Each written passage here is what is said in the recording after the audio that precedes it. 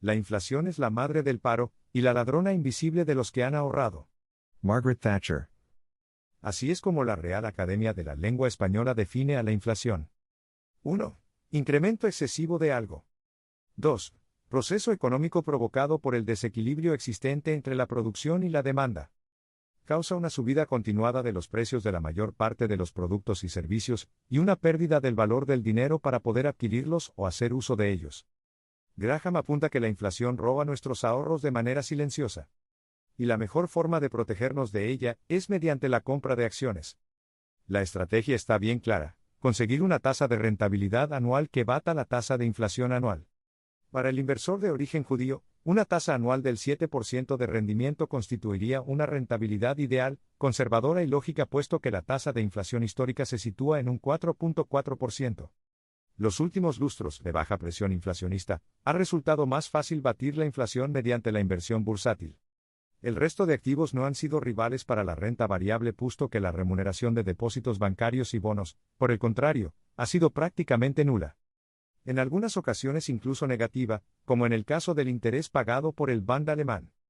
En épocas de alta inflación, evidentemente, el inversor deberá obtener rendimientos más altos para compensar la pérdida de poder adquisitivo, pero deberá resguardarse de precipitaciones a la hora de tomar decisiones. Con inflaciones altas la economía suele estar en crecimiento, y normalmente las bolsas también suben en consonancia, aunque a ritmos inferiores. También debe tener en cuenta el inversor los gastos que conlleva el mantenimiento de su cuenta de broker, comisiones de compraventa y cánones bursátiles. Dichos gastos merman las rentabilidades, por lo que, cuanto más altos sean estos, peor rendimiento ofrecerá su cartera de valores. Y por ende le resultará más complicado superar la tasa de inflación anual si no tiene en cuenta este factor. En general, la mejor época para las acciones son los tiempos que combinan baja inflación y gran crecimiento económico. Los bonos, por su parte, no han resultado ser una medida protectora adecuada en los últimos lustros, como bien hemos comentado. Únicamente protegen al inversor cuando se produce el efecto contrario a la inflación, es decir, hay deflación. Los casos de deflación, huelga decirlo, suelen ser menos habituales.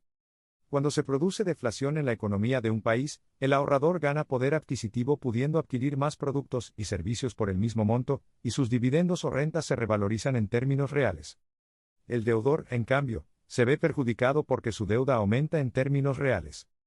En el caso de los bonos, el principal, capital inicial aportado, se revaloriza y nuestro dinero aumenta en términos reales cuando se produce deflación.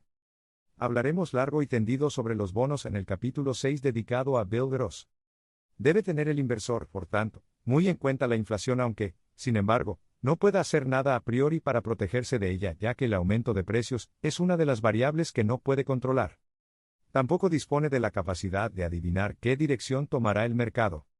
El inversor debe centrarse únicamente en aquellas variables que sí puede controlar, como en el caso de la adquisición de activos con un margen de seguridad suficiente para tratar de obtener rentabilidades positivas del mercado de valores. Para terminar, Graham señalaba que una inflación moderada de alrededor del 6% suele ser positiva para la salud económica, pero por encima de esa tasa, suele significar problemas económicos a corto plazo para las empresas, como ocurrió en 2022. Sin embargo, hay que poner las cosas en contexto. En tiempos de Graham las tasas de inflación acostumbraban a ser de entre un 4 y un 6%.